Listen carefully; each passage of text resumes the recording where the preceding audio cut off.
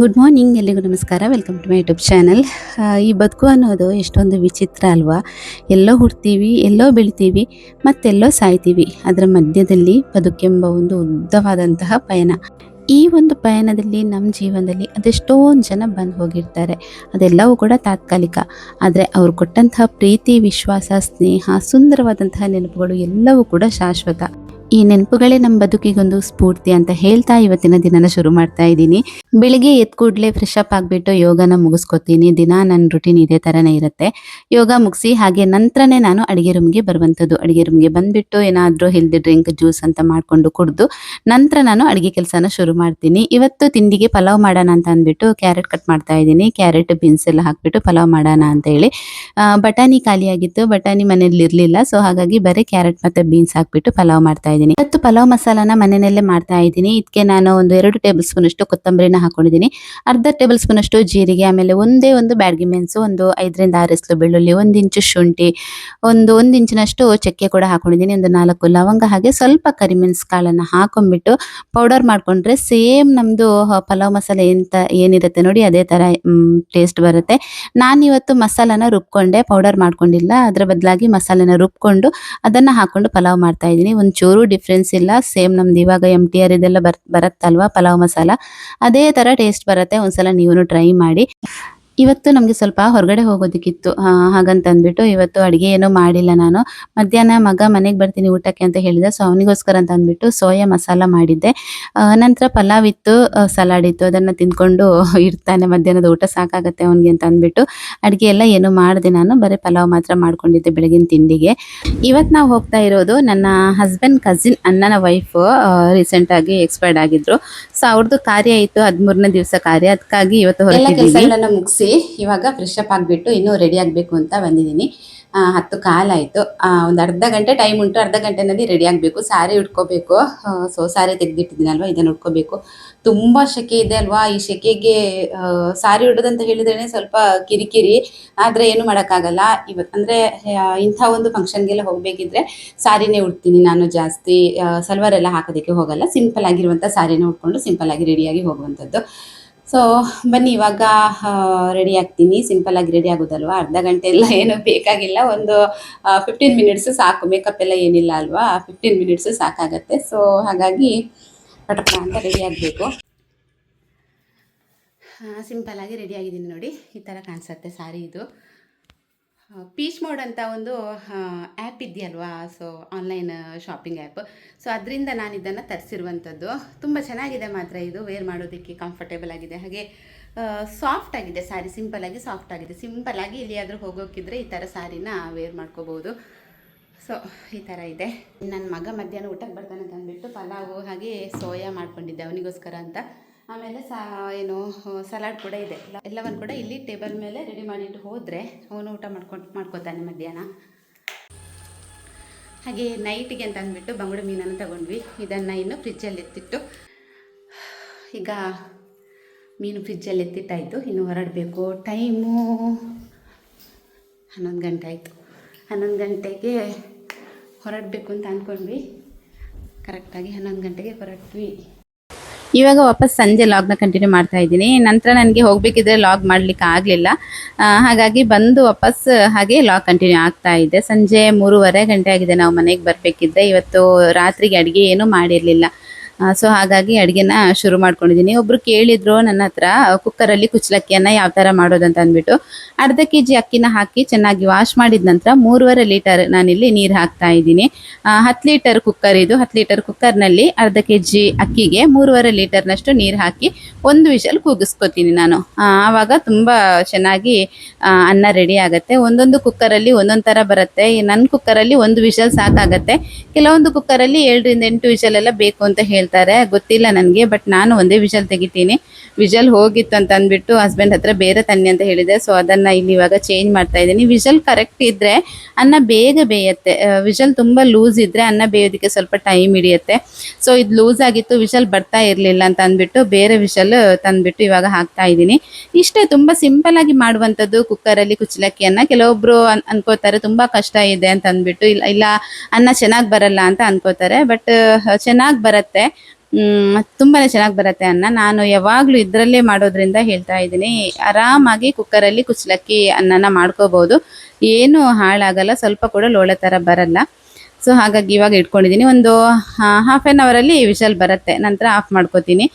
ಇನ್ನು ಮೀನು ಸಾರು ಮಾಡ್ಕೊಳ್ಳೋಣ ಅಂತ ಅಂದ್ಬಿಟ್ಟು ಬೆಳಗ್ಗೆನೇ ಮೀನು ತೆಗೆದಿಟ್ಟು ಹೋಗಿದ್ದೆ ಅಲ್ವಾ, ಅದನ್ನು ಮೀನು ಸಾರು ಕೂಡ ಮಾಡಿಕೊಂಡೆ, ಬಂಗುಡೆ ಮೀನನ್ನು. ಹಾಗೆ ಸ್ವಲ್ಪ ಫ್ರೈಗೆ ಅಂತ ಎತ್ತಿಡ್ತಾ ಇದ್ದೀನಿ. ಇದು ಇವತ್ತಿಗೆ ಯಾರಿಗೂ ಇಷ್ಟ ಆಗಲ್ಲ, ಸಾರಿದ್ರೆ ಫ್ರೈ ಯಾರಿಗೂ ಇಷ್ಟ ಆಗಲ್ಲ. ನಾಳೆ ಏನಾದರೂ ತರಕಾರಿ ಸಾರು ಮಾಡಿಬಿಟ್ಟು ಫ್ರೈ ಮಾಡಿದರೆ ಎಲ್ಲರೂ ಖುಷಿ ಪಡ್ತಾರೆ ಅಂತ ಅಂದ್ಬಿಟ್ಟು ಹಾಗೆ ಫ್ರಿಜ್ಜಲ್ಲಿ ಎತ್ತಿಟ್ಟೆ. ಇದು ನೆಕ್ಸ್ಟ್ ಡೇ ಬೆಳಿಗ್ಗೆಯಿಂದ ವಾಪಸ್ ಇಲ್ಲಿ ಲಾಗ್ ಕಂಟಿನ್ಯೂ ಆಗ್ತಾ ಇದೆ. ಅಲಸಂಡೆ ತಂದಿದ್ರು, ನಿನ್ನ ಹಸ್ಬೆಂಡ್ ಬರಬೇಕಿದ್ದೆ, ಊರಿಂದು ಇದು ತುಂಬ ಚೆನ್ನಾಗಿತ್ತು ಅಲಸಂಡೆ ಮಾತ್ರ. ಸೊ ಅದನ್ನು ಇಲ್ಲಿ ಕಟ್ ಮಾಡಿಬಿಟ್ಟು ಏನು ಪಲ್ಯ ಮಾಡ್ಕೊಳ್ಳೋಣ ಅಂತ ಅಂದ್ಬಿಟ್ಟು ಮಾಡ್ತಾ ಇದ್ದೀನಿ. ಲಂಚ್ ಬಾಕ್ಸ್ಗೆ ಬೇಕಿತ್ತು ಹಸ್ಬೆಂಡ್ ಮತ್ತು ಆದ್ವಿಗೆ, ಸೊ ಅವರಿಗೋಸ್ಕರ ಅಂತ ಅಂದ್ಬಿಟ್ಟು ಪಲ್ಯ ಮಾಡ್ತಾ ಇದ್ದೀನಿ. ನಿನ್ನೆ ಮಾಡಿದಂತಹ ಬಂಗುಡೆ ಸಾರು ಅಂದರೆ ಪುಳಿಮುಂಚಿ ಮಾಡಿದ್ದೆ ನಾನು, ಅದು ಚೆನ್ನಾಗಿತ್ತು. ಅದು ಕೂಡ ಇದೆ, ಒಂದೇ ಟೈಮ್ ತಿಂದಿದ್ದಲ್ವ ನಾವು, ನೈಟ್ ಮಾತ್ರ ಒನ್ ಟೈಮ್ ತಿಂದಿರುವಂಥದ್ದು. ಸೊ ಅದು ಕೂಡ ಸ್ವಲ್ಪ ಉಳಿದಿತ್ತು, ಅದ್ರ ಜೊತೆಗೆ ಪಲ್ಯ ಇದ್ದರೆ ಲಂಚ್ ಚೆನ್ನಾಗಿರುತ್ತೆ ಅಂತ ಅಂದ್ಬಿಟ್ಟು ಪಲ್ಯ ಮಾಡ್ತಾ ಇದ್ದೀನಿ. ಅಲಸಂಡೆ ಮಾತ್ರ ತುಂಬ ರುಚಿಯಾಗಿತ್ತು ಆಯಿತಾ. ಊರಿನ ತರಕಾರಿ ಅಂತ ಹೇಳಿದ್ರೇ ಹಾಗೆ ತುಂಬ ಚೆನ್ನಾಗಿರುತ್ತೆ. ಹಾಗೆ ಪಲ್ಯಕ್ಕೆ ರೆಡಿ ಮಾಡಿಟ್ಟು ಇಲ್ಲಿ ತಿಂಡಿಗೆ ರೆಡಿ ಮಾಡ್ತಾ ಇದ್ದೀನಿ. ಇವತ್ತು ಓಡ್ ರೊಟ್ಟಿ ಯಾವ ಥರ ಮಾಡೋದಂತ ನಿಮಗೆ ಕೂಡ ತೋರಿಸ್ತೀನಿ. ಇಲ್ಲಿ ಒಂದು 3 ಗ್ಲಾಸ್ ಅಕ್ಕಿನ ನಾನು ರಾತ್ರಿ ನೀರಲ್ಲಿ ನೆನೆಸಿಟ್ಟಿದ್ದೆ, ಅದನ್ನು ಚೆನ್ನಾಗಿ ವಾಶ್ ಮಾಡಿಬಿಟ್ಟು ಮಿಕ್ಸಿ ಜಾರಿಗೆ ಹಾಕೊಂಡಿದ್ದೀನಿ. ಹಾಗೆ ಒಂದು ಅರ್ಧ ಗ್ಲಾಸ್ನಷ್ಟು, ಚಿಕ್ಕ ಗ್ಲಾಸ್ನಲ್ಲಿ ಅರ್ಧ ಗ್ಲಾಸ್ನಷ್ಟು ನಾನಿಲ್ಲಿ ಅನ್ನನ ಹಾಕೊಂಡಿದ್ದೀನಿ, ಕುಚ್ಚಲಕ್ಕಿ ಅನ್ನನ ಹಾಕಿಬಿಟ್ಟು ಚೆನ್ನಾಗಿ ಇದನ್ನು ಫೈನ್ ಪೇಸ್ಟ್ ಮಾಡಿಕೊಂಡು ಸ್ವಲ್ಪ ರುಚಿಗೆ ಬೇಕಾದಷ್ಟು ಉಪ್ಪು ಹಾಗೆ ಸ್ವಲ್ಪ ತೆಂಗಿನೆಣ್ಣೆನ ಹಾಕಿಬಿಟ್ಟು ಚೆನ್ನಾಗಿ ಮಿಕ್ಸ್ ಮಾಡಬೇಕು. ನಂತರ ಈ ಓಡು ಏನು ಬರುತ್ತೆ ನೋಡಿ, ರೊಟ್ಟಿ ಓಡು ಬರುತ್ತಲ್ವಾ, ರೊಟ್ಟಿ ಕಾವಲಿ ಅಂತ ಹೇಳ್ತಾರೆ. ಸೊ ಇದರ ಮೇಲೆ ಬಿಸಿ ಆದ್ನಂತೆ ಚೆನ್ನಾಗಿ ಬಿಸಿ ಆಗಬೇಕು. ನನ್ನ ಹಸ್ಬೆಂಡ್ ಹೊಸದಾಗಿ ತಂದಿರುವಂಥದ್ದು, ಇದು ಕೇರಳದವರು ಮಾರ್ಕೊಂಡು ಬಂದಿದ್ರು ಅಂತ ಹೇಳ್ತಾ ಇದ್ರು. ಸೊ ಹಾಗಾಗಿ ಒಂದು ತಗೊಂಡು ತುಂಬ ಚೆನ್ನಾಗಿದೆ ಮಾತ್ರ, ಒಂದ್ಸಲ ಟ್ರೈ ಮಾಡಿದ್ದೆ ನಾನು, ಇದು ಸೆಕೆಂಡ್ ಟೈಮ್ ಮಾಡ್ತಾ ಇರುವಂಥದ್ದು. ನಂತರ ಚೆನ್ನಾಗಿ ಬಿಸಿ ಆದ ನಂತರ ಅದರ ಮೇಲೆ ಹಿಟ್ಟನ್ನು ಹಾಕಿಬಿಟ್ಟು ಸ್ವಲ್ಪ ಅದು ಬೇಯೋ ತನಕ ಮುಚ್ಚಳ ಮುಚ್ಚಿ ಬೇಯಿಸ್ಕೋಬೇಕು. ತುಂಬ ಚೆನ್ನಾಗಿ ಬರುತ್ತೆ ನೋಡಿ, ಎಷ್ಟು ಚೆನ್ನಾಗಿ ಸಾಫ್ಟ್ ಆಗಿ ಬಂದಿದೆ, ಆಪ ಥರ ಬಂದಿದೆ. ಇದರ ಅಡಿಭಾಗ ತೋರಿಸ್ತೀನಿ. ಕೆಲವೊಬ್ರು ಹೇಳ್ತಾರೆ ಗ್ಯಾಸಲ್ಲಿ ಚೆನ್ನಾಗಿ ಬರಲ್ಲ ರೊಟ್ಟಿ ಮಾಡಿದ್ರೆ ಅಂತ ಅಂದ್ಬಿಟ್ಟು. ಏನು ಆಗಲ್ಲ, ಚೆನ್ನಾಗಿ ಬರುತ್ತೆ. ರೊಟ್ಟಿ ಮಾಡುವಂಥ ಕಾವಲಿ ಸರಿಯಾಗಿದ್ದರೆ ತುಂಬಾ ಚೆನ್ನಾಗಿ ಬರುತ್ತೆ.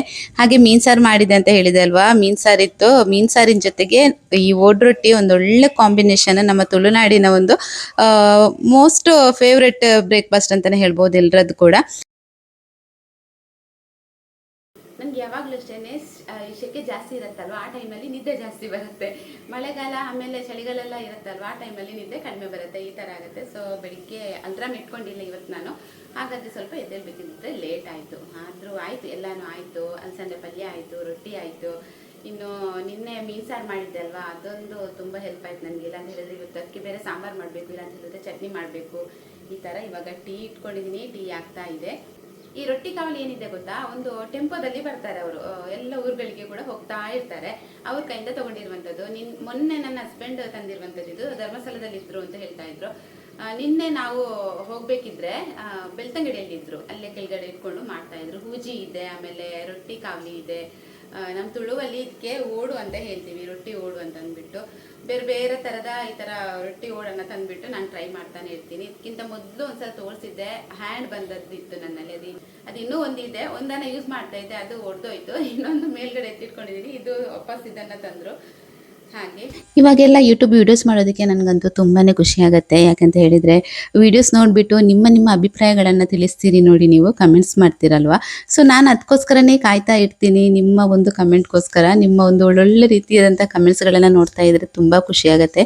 ಮನೆಯಲ್ಲಿ ಎಲ್ರಿಗೂ ಕೂಡ ಹೇಳ್ತೀನಿ ನಾನು, ಈ ಥರ ಕಮೆಂಟ್ಸ್ ಮಾಡ್ತಾರೆ ನನ್ನ ಆಡಿಯನ್ಸ್ ಅಂತ ಅಂದ್ಬಿಟ್ಟು. ಒಂಥರ ಏನೋ ನಮಗೆ ಕೂಡ ಯೂಟ್ಯೂಬರ್ಸ್ಗೆ ಈ ಥರ ಕಮೆಂಟ್ಸ್ ಎಲ್ಲ ಮಾಡಿದಾಗ ಇನ್ನೂ ನಮ್ಮನ್ನು ಮೋಟಿವೇಟ್ ಮಾಡಿದಾಗ ಆಗುತ್ತೆ. ಒಳ್ಳೊಳ್ಳೆ ಕಂಟೆಂಟ್ ಕೊಡೋಣ, ಒಳ್ಳೊಳ್ಳೆ ವೀಡಿಯೋಸ್ ಮಾಡೋಣ, ಏನಾದರೂ ಒಂದು ಹೆಲ್ಪ್ ಆಗುತ್ತೆ ನಮ್ಮಿಂದ ಒಬ್ಬರಿಗೆ ಅಂತ ಅಂದಾಗ ತುಂಬ ಖುಷಿ ಆಗುತ್ತೆ ನಮಗೂ. ಹಾಗೆ ನಿನ್ನೆ ನನ್ನ ಹಸ್ಬೆಂಡ್ ನನ್ನ ವೈಫ್ ಎಕ್ಸ್ಪೈರ್ಡ್ ಆಗಿದ್ರಲ್ವ. ಸೊ ಅವರ 13ನೇ ದಿವಸದ ಕಾರ್ಯ ಆಯಿತು ಅಂತ ಹೇಳಿದಲ್ವ, ಅದಕ್ಕೆ ಹೋಗಿದ್ದಾಗ ಈ ಥರ ಸ್ವೀಟ್ಸ್ ಎಲ್ಲ ಅಲ್ಲಿ ಕೊಡ್ತಾರೆ ನಮಗೆ. ಅಂದರೆ ಎಲ್ಲರೂ ಫ್ಯಾಮಿಲಿಯವರು ಒಂದೊಂದು ಥರದ ಸ್ವೀಟ್ಸ್ ಮಾಡಿ ತರ್ತಾರೆ ಅವ್ರ ಲೆಕ್ಕದಲ್ಲಿ ಅಂತ ಅಂದ್ಬಿಟ್ಟು, ಅದೆಲ್ಲವನ್ನು ಒಂದು ಕವರ್ಗೆ ಹಾಕಿಬಿಟ್ಟು ಊಟ ಟೈಮ್ನಲ್ಲಿ ಈ ಥರ ನಮಗೆಲ್ಲರಿಗೂ ಕೂಡ ಕೊಡ್ತಾರೆ. ನಾನು ಹಾಗೆ ಹಸ್ಬೆಂಡ್ ಇಬ್ಬರು ಹೋಗಿದ್ವಿ ಅಲ್ವಾ, ಇಬ್ಬರಿಗೆ ಕೂಡ ಕೊಟ್ಟಿದ್ರು. ಅದನ್ನು ತಂದುಬಿಟ್ಟು ಹಾಗೆ ಜೋಡಿಸ್ತಾ ಇದ್ದೀನಿ. ನಮ್ಮ ಮನೆಯಲ್ಲಿ ಸ್ವೀಟ್ಸ್ ಯಾರಿಗೂ ಇಷ್ಟ ಆಗಲ್ಲ, ಅಷ್ಟೊಂದು ಯಾರೂ ತಿನ್ನಲ್ಲ. ಬಟ್ ಏನು ಮಾಡೋಕ್ಕಾಗಲ್ಲ, ಕೊಟ್ಟದನ್ನು ತೊಗೊಂಡು ಬರಲೇಬೇಕಾಗತ್ತೆ. ಯಾರಾದರೂ ಮನೆಗೆ ಬಂದರೆ ಅವರಿಗೆಲ್ಲ ಕೊಡ್ತಾ ಇರ್ತೀನಿ ಒಂದೊಂದು ತೆಗೆದ್ಬಿಟ್ಟು ಇದರಿಂದ. ಹಾಗೆ ನನಗೆ ಸ್ವೀಟ್ಸ್ ಜೊತೆಗೆ ಈ ಥರ ಹರಿವಾಣ ಸಿಕ್ಕಿದೆ. ನಾನು ಆಮೇಲೆ ನನ್ನ ಹಸ್ಬೆಂಡ್ ಹೋಗಿದ್ವಿ ಅಲ್ವಾ, ಇಬ್ಬರಿಗೆ ಅಂತ ಅಂದ್ಬಿಟ್ಟು 2 ಕೊಟ್ಟಿದ್ದಾರೆ. ಒಂದೊಂದು ಕವರಲ್ಲಿ ಒಂದೊಂದು ಹಾಕಿ ಕೊಡ್ತಾರೆ. ಕೆಲವೊಬ್ಬರು ಈ ಥರ ಕೊಡ್ತಾರೆ, ಹಾಗೆ ಇನ್ನು ಕೆಲವೊಬ್ಬರು ಏನು ಟಿಫನ್ ಬಾಕ್ಸ್ ಬರುತ್ತಲ್ವಾ ಸ್ಟೀಲ್ ಇದ್ದು, ಸೊ ಅದನ್ನು ಕೊಡ್ತಾರೆ. ಹೀಗೆ ಅವರ ಶಕ್ತಿಗನುಸಾರವಾಗಿ ಕೆಲವೊಬ್ಬರು ಕೊಡ್ತಾರೆ. ಎಲ್ಲರೂ ಕೊಡ್ತಾರೆ ಅಂತ ಹೇಳೋದಕ್ಕಾಗಲ್ಲ, ಕೆಲವೊಬ್ಬರು ಕೊಡ್ತಾರೆ, ಕೆಲವೊಬ್ಬರು ಕೊಡಲ್ಲ, ಕೆಲವೊಬ್ಬರು ಬರೀ ಸ್ವೀಟ್ ಮಾತ್ರ ಕೊಡ್ತಾರೆ. ಅಡುಗೆ ಮನೆ ಕೆಲಸ ಪೂರ್ತಿಯಾಗಿ ಮುಗ್ದಾದ ನಂತರ ಹೊರಗಡೆ ಬಂದು ಎಲ್ಲ ಕೆಲಸಗಳನ್ನು ಮಾಡ್ಕೋತೀನಿ. ಬಟ್ಟೆ ವಾಶ್ ಮಾಡೋದು, ಮನೆ ಕ್ಲೀನ್ ಮಾಡೋದು ಎಲ್ಲವನ್ನು ಕೂಡ ಒಂದೇ ಸಲಕ್ಕೆ ಮಾಡ್ತೀನಿ. 11 ಗಂಟೆ ಆಗಬೇಕಿದ್ರೆ ಎಲ್ಲ ಕೆಲಸನೂ ಮುಗಿಯುತ್ತೆ ನಂದು. ಖುಷಿ ಆಗುತ್ತೆ ಈ ಥರ ಎಲ್ಲ ಕೆಲಸಗಳಾದ ನಂತರ ಒಂದು ಫ್ರೆಶ್ ಅಪ್ ಆಗಿ ಸ್ವಲ್ಪ ರೆಸ್ಟ್ ಮಾಡೋದು ಅಂತ ಹೇಳಿದರೆ ತುಂಬಾ ಖುಷಿ ಆಗುತ್ತೆ. ಸೊ ಹಾಗಾಗಿ ಬೇಗ ಕೆಲಸಗಳನ್ನು ಮಾಡ್ತೀನಿ, ಟೈಮ್ ವೇಸ್ಟ್ ಮಾಡಲ್ಲ. ಬೆಳಿಗ್ಗೆ ಎದ್ದು ಎಲ್ಲ ಕೆಲಸ ಮುಗಿಯೋ ತನಕ ಸ್ವಲ್ಪನೂ ಕೂತ್ಕೊಳ್ಳಲ್ಲ, ಆ ಥರ ಕೆಲಸಗಳನ್ನು ಮಾಡ್ತಾ ಇರ್ತೀನಿ. ಈ ಥರ ಕೆಲಸ ಮಾಡೋದ್ರಿಂದ ನಮ್ಮ ಬಾಡಿಗೆ ಕೂಡ ಒಂದು ಒಳ್ಳೆ ಎಕ್ಸಸೈಸ್ ಸಿಗುತ್ತೆ. ಸ್ವಲ್ಪ ಹೊತ್ತು ಕೂತ್ಕೊಂಡು ಒಂದು ಕೆಲಸ ಮಾಡೋದು, ಇನ್ನೊಂದು ಸ್ವಲ್ಪ ಹೊತ್ತು ಕೂತ್ಕೊಂಡು ಇನ್ನೊಂದು ಕೆಲಸ ಮಾಡೋದು, ಆ ಥರ ಯಾವತ್ತೂ ಮಾಡಬಾರ್ದು. ಕೆಲಸ ನಾವು ಶುರು ಮಾಡಿದ್ಮೇಲೆ ಎಲ್ಲ ಕೆಲಸಗಳನ್ನು ಒಂದೇ ಸಲಕ್ಕೆ ಮಾಡಿ ಮುಗಿಸ್ಕೋಬೇಕು. ಆವಾಗಲೇ ಒಂದು ಒಳ್ಳೆ ಎಕ್ಸಸೈಸ್ ನಮ್ಮ ಬಾಡಿಗೆ ಸಿಗೋದು. ಸೊ ಏನು ವೆಯ್ಟ್ ಲಾಸ್ಗೆ ಕೂಡ ಇದು ತುಂಬಾ ನಿಮಗೆ ಹೆಲ್ಪ್ ಆಗುತ್ತೆ ಈ ಥರ ಕೆಲಸಗಳನ್ನು ಮಾಡೋದ್ರಿಂದ. ಕೆಲಸ ಎಲ್ಲ ಮುಗ್ದಾದ ನಂತರ ಇಂಡೋರ್ ಪ್ಲಾಂಟ್ಸ್ ಎಲ್ಲ ಇದೆಯಲ್ವಾ, ಎಲ್ಲದಕ್ಕೆ ಕೂಡ ಸ್ವಲ್ಪ ನೀರು ಹಾಕ್ತೀನಿ. ಕೆಲಸ ಎಲ್ಲ ಮುಗ್ದಾದ ನಂತರ 2 ದಿನಕ್ಕೊಂದ್ಸಲ ಈ ಥರ ಎಲ್ಲ ಗಿಡಗಳಿಗೆ ನೀರು ಹಾಕ್ತೀನಿ, ಒಳಗಿರುವಂತಹ ಗಿಡಗಳಿಗೆ. ಆ ಕೆಲಸ ಆದ ನಂತರ ಸ್ವಲ್ಪ ಬಟ್ಟೆ ಇತ್ತು, ನಿನ್ನೆ ಫೋಲ್ಡ್ ಮಾಡಿರಲಿಲ್ಲ, ತುಂಬ ಸುಸ್ತಾಗಿತ್ತು ನನಗೆ, ಯಾಕೋ ನಿನ್ನೆ ಗೊತ್ತಿಲ್ಲ. ಸೊ ಹಾಗಾಗಿ ಆ ಬಟ್ಟೆಗಳು ಹಾಗೇ ಇತ್ತು, ಅದೆಲ್ಲವನ್ನು ಇವತ್ತು ಫೋಲ್ಡ್ ಮಾಡಿಡೋಣ. ಈಗ ಒಂದ್ಸಲ ಫೋಲ್ಡ್ ಮಾಡಿಟ್ರೆ ಸಂಜೆ ವಾಪಸ್ ಇರುತ್ತೆ ಇವತ್ತು ವಾಶ್ ಮಾಡಿರುವಂಥ ಬಟ್ಟೆಗಳು. ತುಂಬ ಜಾಸ್ತಿ ಆಗುತ್ತೆ ಸಂಜೆಗೆ ಇಟ್ಟರೆ ಅಂತ ಅಂದ್ಬಿಟ್ಟು ಬೆಳಿಗ್ಗೆನೇ ಎಲ್ಲವನ್ನು ಫೋಲ್ಡ್ ಮಾಡಿಬಿಟ್ಟು ಇಲ್ಲಿ ಜೋಡಿಸ್ತಾ ಇದ್ದೀನಿ. ನಮ್ಮ ಅದ್ವಿ ಅಂತೂ ಇವಾಗ ಎಕ್ಸಾಮ್ ಟೈಮ್ ಅಲ್ವಾ, ಇಲ್ಲ ಅಂತ ಹೇಳಿದ್ರೆ ತುಂಬ ನೀಟಾಗಿ ಜೋಡಿಸ್ತಾ ಇರ್ತಾಳೆ ಮನೇಲಿ ಹಾಕುವಂಥ ಬಟ್ಟೆಗಳನ್ನ ಈ ಥರ ವಾರ್ಡ್ರೋಬಲ್ಲಿ. ಅವಳು ಓದೋದ್ರಲ್ಲೇ ಫುಲ್ ಬ್ಯುಸಿ ಆಗಿರೋದ್ರಿಂದ ಇವಾಗ ಯಾವುದೇ ಕೆಲಸ ಮಾಡೋದಕ್ಕೆ ಟೈಮ್ ಇಲ್ಲ ಅವಳಲ್ಲಿ. ಅವಳ ಬಟ್ಟೆಗಳು ಕೂಡ ಚೆಲ್ಲಾಪಿಲ್ಲಿ ಆಗಿತ್ತು, ಎಲ್ಲವನ್ನ ತೆಗೆದು ವಾಪಸ್ ಅಲ್ಲೇ ಫೋಲ್ಡ್ ಮಾಡಿ ಎತ್ತಿಟ್ಟು ಫ್ರೆಶ್ ಅಪ್ ಆಗಿಬಿಟ್ಟು ಬಂದೆ ಇವಾಗ.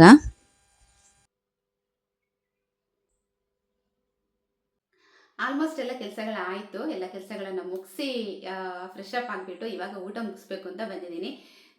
ಊಟಕ್ಕೆ ಅಲಸಂಡೆ ಪಲ್ಯ ಬೆಳಿಗ್ಗೆನೆ ಮಾಡಿದ್ದೆ ಅಲ್ವಾ, ಆಮೇಲೆ ನಿನ್ನೆ ಮಾಡಿಟ್ಟಿರುವಂತಹ ಏನು ಬಂಗುಡೆ ಪುಳಿ ಮುಂಚಿ ಕೂಡ ಇದೆ. ಸೊ ಹಾಗಾಗಿ ಊಟ ಮುಗಿಸಿ ಸ್ವಲ್ಪ ರೆಸ್ಟ್ ಬೇಕೇ ಬೇಕು. ಬೆಳಗ್ಗಿಂದ ಕೆಲಸ ಮಾಡ್ತಾನೆ ಇದ್ದೀನಿ, ರೆಸ್ಟ್ ಮಾಡೇ ಇಲ್ಲ. ಸೊ ಹಾಗಾಗಿ ಟಯರ್ಡ್ ಆಗ್ತಾ ಇದೆ.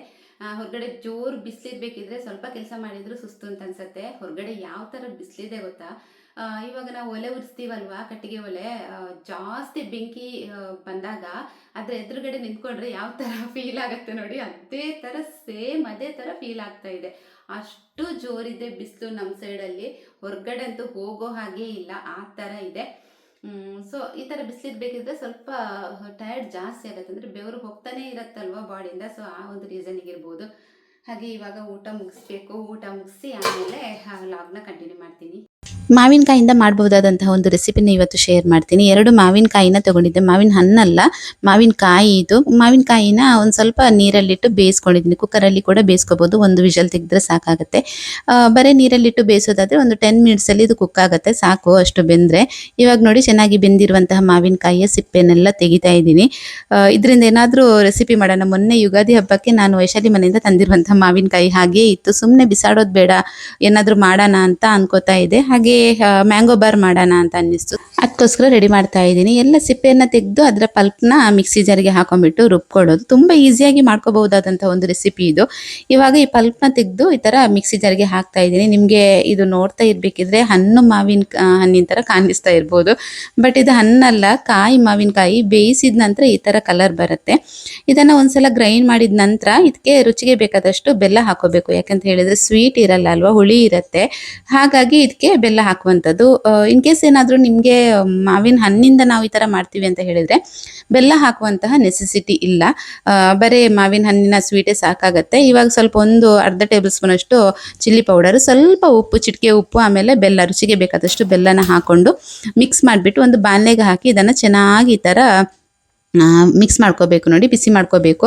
ಇದಕ್ಕೆ ಎಣ್ಣೆ ತುಪ್ಪ ಏನು ಕೂಡ ಹಾಕೋದಕ್ಕಿಲ್ಲ, ಡೈರೆಕ್ಟಾಗಿ ಬಾಣಲೆಗೆ ಹಾಕ್ಕೊಂಡು ಚೆನ್ನಾಗಿ ಇದನ್ನು ಸ್ವಲ್ಪ ಗಟ್ಟಿಯಾಗೋ ತನಕ ಇದನ್ನು ಮಿಕ್ಸ್ ಮಾಡ್ಕೊಳ್ಳೋದು. ತುಂಬ ಬೇಗ ಆಗುತ್ತೆ, ಒಂದು 6 to 7 ಮಿನಿಟ್ಸ್ ಸಾಕಾಗುತ್ತೆ. ಅದು ಗೊತ್ತಾಗುತ್ತೆ ನಿಮಗೆ. ನೋಡಿ, ಕಲರ್ ಈ ಥರ ಬರಬೇಕು. ಕಲರ್ ಚೇಂಜ್ ಆದ ಕೂಡಲೇ ಇದನ್ನು ಒಂದು ತುಪ್ಪ ಸವರಿದಂತಹ ಒಂದು ಬಟ್ಲಿಗೆ ಹಾಕಿ ಫುಲ್ಲು ಸ್ಪ್ರೆಡ್ ಮಾಡಿಬಿಟ್ಟು ಒಂದು 2 days ಇದನ್ನು ಹಾಗೆ ಒಣಗೋದಕ್ಕೆ ಬಿಡಬೇಕು. ಮನೆ ಹೊರಗಡೆ ಈ ಥರ ಸಿಟೌಟ್ ಏನಾದರೂ ಇದ್ದರೆ ಅದರ ಮೇಲ್ಗಡೆ ಇಟ್ಟು ಒಂದು ತೆಳ್ಳಗಿರುವಂತಹ ಬಟ್ಟೆಯನ್ನು ಹಾಕಬೇಕು. ಯಾಕೆಂತ ಹೇಳಿದ್ರೆ ಡಸ್ಟ್ ಕುತ್ಕೋಬಾರ್ದು ಅಂತ ಅಂದ್ಬಿಟ್ಟು, ಗಾಳಿಗೆ ಡಸ್ಟ್ ಕುತ್ಕೊಳ್ಳುತ್ತಲ್ವಾ. ಸೊ ಹಾಗಾಗಿ ಈ ಬಟ್ಟೆನ ಹಾಕಿ ಒಂದು 2 ಡೇಸ್ ಒಣಗಿಸಿದ್ರೆ ಸಾಕು. ನೋಡಿ ಇವಾಗ 2 ಡೇಸ್ ಒಣಗಿಸಿದ ನಂತರ ಇಲ್ಲಿ ಇವಾಗ ತೋರಿಸ್ತಾ ಇದ್ದೀನಿ. ಎಷ್ಟು ಚೆನ್ನಾಗಿ ಬಂದಿದೆ ಅಲ್ವಾ, ದೋಸೆ ಥರ. ಏನು ಈ ಸ್ಲೈಮ್ ಬರುತ್ತೆ ನೋಡಿ, ಮಕ್ಕಳು ಆಟ ಆಡ್ತಾರಲ್ವಾ, ಸೊ ಅದೇ ಥರ ಕಾಣಿಸುತ್ತೆ. ಸ್ವಲ್ಪ ತುಪ್ಪ ಕಡಿಮೆ ಸವರ್ಕೋಬೇಕು ಆಯಿತಾ. ಸ್ವಲ್ಪ ಜಾಸ್ತಿ ಆಯಿತು ಅಂತ ಅನಿಸುತ್ತೆ. ಸ್ವಲ್ಪ ಲೈಟಾಗಿ ಬಟ್ಲಿಗೆ ಸವರ್ಕೊಂಡ್ರೆ ಸಾಕು. ಈ ಥರ ಕಟ್ ಮಾಡಿದಾಗ ಈ ರೀತಿ ಕಾಣಿಸುತ್ತೆ. ಮಕ್ಕಳಿಗಂತೂ ತುಂಬ ಖುಷಿ ಆಗುತ್ತೆ. ಬಾಯಿಗಿಟ್ಟರೆ ನೀರಾಗ್ತಾ ಇತ್ತು. ಹುಳಿ, ಉಪ್ಪು, ಖಾರ ಎಲ್ಲನೂ ಮಿಕ್ಸ್ ಆಗಿ ಒಂಥರ ಟೇಸ್ಟ್ ಅಂತೂ ಡಿಫ್ರೆಂಟ್ ಟೇಸ್ಟ್ ಆಗಿತ್ತು. ತುಂಬ ಇಷ್ಟ ಆಯಿತು. ನಾನು ಕೂಡ ಫಸ್ಟ್ ಟೈಮ್ ಮಾಡಿರುವಂಥದ್ದು. ಒಂದ್ಸಲ ನೀವು ಟ್ರೈ ಮಾಡಿ ಆಯಿತಾ. ಹಾಗೆ ನೈಟ್ ವಾಪಸ್ ಇಲ್ಲಿ ಲಾಗ್ ಕಂಟಿನ್ಯೂ ಆಗ್ತಾ ಇದೆ. ನಮ್ಮ ಮಾಧವಿ ಏನು ಚಿಪ್ಪಡ್ ತಂದಿದ್ರು, ಕರ್ಬೂಜ ಹಣ್ಣು, ನಾವು ಚಿಪ್ಪಡ್ ಅಂತ ಹೇಳ್ತೀವಿ, ಅದನ್ನು ತಂದಿದ್ರು ನನ್ನ ಹಸ್ಬೆಂಡ್ ಬರಬೇಕಿದ್ರೆ. ಸೊ ಅದರಿಂದ ಜ್ಯೂಸ್ ಮಾಡಿಕೊಂಡ್ಲು. ಈ ಸೆಕೆಗೆ ಅಂತೂ ತುಂಬ ಖುಷಿ ಆಯಿತು ಜ್ಯೂಸ್ ಕುಡಿದಾಗ. ಹಾಗೆ ಇವತ್ತಿನ ಊಟಕ್ಕೆ ಅಲಸಂದೆ ಪಲ್ಯ ಬೆಳಿಗ್ಗೆ ಮಾಡಿರುವಂಥದ್ದಿತ್ತು, ಚೆನ್ನಾಗಿ ಬಿಸಿ ಮಾಡಿಕೊಂಡು ಇಟ್ಕೊಂಡಿದ್ದೀನಿ. ಹಾಗೆ ಬಂಗುಡೆ ಪುಳಿಮುಂಚಿ ನೋಡಿ, ಬಿಸಿ ಮಾಡಿ ಮಾಡಿ ಎಷ್ಟು ಚೆನ್ನಾಗಿ ಬಂದಿದೆ ಅಂತ. ಟೇಸ್ಟ್ ತುಂಬಾ ಚೆನ್ನಾಗಿ ಬಂದಿತ್ತು. ನಂತರ ಬಂಗುಡೆ ಮೀನು ಇತ್ತು, ಸ್ವಲ್ಪ ನಿನ್ನೆ ಎತ್ತಿಟ್ಟಿದ್ದೆ ಫ್ರೈ ಮಾಡೋದಕ್ಕೆ ಅಂತೇಳಿ, ಅದನ್ನು ಕೂಡ ಇಲ್ಲಿ ಫ್ರೈ ಮಾಡ್ತಾ ಇದ್ದೀನಿ. ನಮ್ಮ ಮನೆಯಲ್ಲಿ ಈ ಥರ ಏನಾದರೂ ಬಂಗುಡೆ ಮೀನು ಎಲ್ಲ ಫ್ರೈ ಮಾಡಿದರೆ ಊಟ ತುಂಬ ಚೆನ್ನಾಗಿ ಸೇರುತ್ತೆ ಎಲ್ರಿಗೂ. ನನಗಂತೂ ಈ ಥರ ಫ್ರೈ ತುಂಬ ಇಷ್ಟ, ಸಾರಿಗಿಂತ ಕೂಡ ಫ್ರೈ ಅಂತ ಹೇಳಿದರೆ ತುಂಬ ಇಷ್ಟ. ಸೊ ಅದು ಕೂಡ ಮಾಡಿ ಇಟ್ಕೊಂಡಾಯಿತು. ಹಾಗೆ ಫ್ರೂಟ್ಸ್ ತಂದಿದ್ರು ಹಸ್ಬೆಂಡು, ಸ್ವಲ್ಪ ಮೂಸಂಬಿ ಹಣ್ಣು, ಆಮೇಲೆ ಗ್ರೇಪ್ಸ್ ಎಲ್ಲ ತಂದಿದ್ರು. ಒಂದು ದೊಡ್ಡ ಕಲ್ಲಂಗಡಿ ಹಣ್ಣು ಕೂಡ ತಂದಿದ್ರು. ನಾಳೆ ಏನಾದರೂ ಇದರಿಂದ ಸ್ಪೆಷಲ್ ರೆಸಿಪಿ ಏನಾದರೂ ಮಾಡಬೇಕು ಅಂತ ಅಂದ್ಕೊಂಡಿದ್ದೀನಿ. ಇವತ್ತಿನ ನಮ್ಮ ನೈಟ್ ಡಿನ್ನರ್ ಈ ಥರ ಇದೆ ನೋಡಿ. ಫಿಶ್ ಫ್ರೈ ಇದೆ, ಅಲಸಂಡೆ ಪಲ್ಯ ಇದೆ, ಆಮೇಲೆ ಬಂಗುಡೆ ಮೀನಿನ ಪುಳಿಮುಂಚಿ ಗಸಿ ಇದೆ. ಇದು ಇವತ್ತಿಂದಲ್ಲ, ಇದು ನಿನ್ನೆ ಮಾಡಿರುವಂಥದ್ದು. ಇವತ್ತು ಇನ್ನೂ ಟೇಸ್ಟ್ ಚೆನ್ನಾಗಿ ಬಂದಿದೆ. ನಿನ್ನೆಗಿಂತ ಇವತ್ತು ತುಂಬ ಚೆನ್ನಾಗಾಗಿದೆ ಮಾತ್ರ. ಸ್ವಲ್ಪ ಅದನ್ನ ಬಿಸಿ ಮಾಡಿ ಮಾಡಿ ಗ್ರೇವಿ ಥರ ಆಗಿದೆ ನೋಡಿ, ತುಂಬ ಚೆನ್ನಾಗಾಗಿದೆ. ಓಕೆ ಸ್ನೇಹಿತರೆ, ಇವತ್ತಿನ ಒಂದು ಫುಲ್ ಡೇ ನಂದು ಈ ಥರ ಆಯಿತು. ಬೆಳಗ್ಗೆಯಿಂದಲೇ ಲಾಗ್ನ ಶುರು ಮಾಡ್ಕೊಂಡಿದ್ದೆ. ಎಷ್ಟು ಸಾಧ್ಯನೋ ಅಷ್ಟು ಲಾಗ್ನ ಕಂಟಿನ್ಯೂ ಮಾಡ್ತಾನೆ ಬಂದಿದ್ದೀನಿ. ಹಾಗೆ ಇಲ್ಲಿಗೆ ಈ ಲಾಗ್ನ ನಾನು ಎಂಡ್ ಮಾಡ್ತಾ ಇದ್ದೀನಿ. ವಿಡಿಯೋಗಳು ನಿಮಗೆ ಇಷ್ಟ ಆಗ್ತಾ ಇದ್ರೆ ವಿಡಿಯೋಗೊಂದು ಲೈಕ್, ಶೇರ್, ಕಾಮೆಂಟ್ ಮಾಡೋದನ್ನ ಮಾತ್ರ ಮರಿಬೇಡಿ. ಹಾಗೆ ಸಿಗ್ತೀನಿ ನೆಕ್ಸ್ಟ್ ಲಾಗಲ್ಲಿ. ಅಲ್ಲಿ ತನಕ ಎಲ್ಲರೂ ಆರೋಗ್ಯವಾಗಿರಿ. Take care.